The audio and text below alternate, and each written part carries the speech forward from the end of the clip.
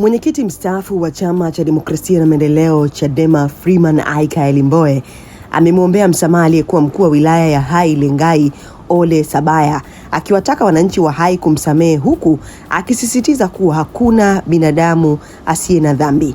Mbowe ametoa kauli hiyo walipokutana katika mazishi ya mama wa mbunge wa jimbo la Hai CCM Saashisha Mafue yaliyofanyika katika makaburi ya familia yaliyopo kijiji cha Uduru, kata ya Machame Kaskazini.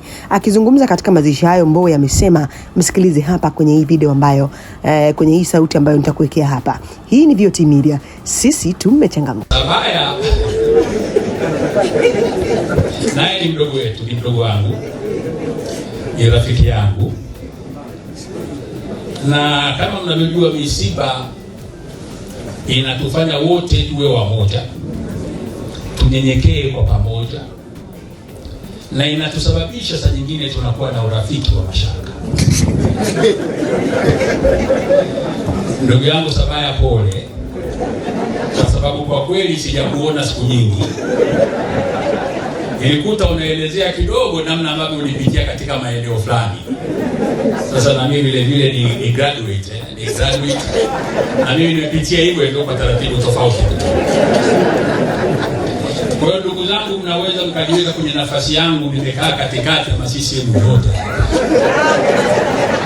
Wakati nakuja kutoa salamu, namwambia naibu waziri mkuu mstaafu, mheshimiwa, nikawatabiki kidogo.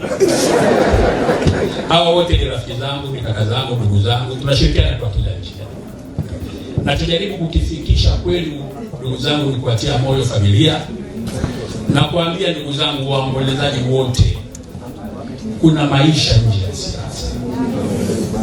Taifa hili ni letu sote. Unyenyekevu tunaoonyesha hapa leo tuishi nao kila siku. Tunahitajiana. Wale walioko kwenye madaraka, wenye nafasi za maamuzi, wenye nafasi za uongozi, wasimame katika misingi ya kuhakikisha haki inatendeka katika taifa, ili kila mmoja katika taifa letu akawe na sura na tabasamu katika uso wake.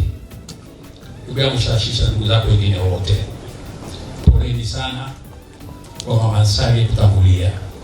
Tunamwombea Mungu ampe pumziko jema katika maisha yake huko, na tutamwona siku zijazo, Mungu napo atakapoamua na sisi wengine tukaungane naye. Na washukuru wale wote ambao wametukimbilia, watu wa Hai. Wamekuja wengi kwa bunge, viongozi wa serikali, viongozi wa dini na watu wengine wa marika mbalimbali. Asanteni kwa kuja Hai. Saashisha ni wa kwangu na mimi ni wa kwake. Sasa nikisema mnafikiri nasema uongo Mbowe, lakini Sabaya tumeshamsamehe kabisa watu wa Hai. Maisha lazima yaendelee, sio jamani?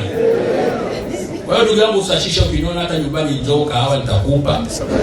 Sabaya, sorry. Hata nimekuwa nakuja hapa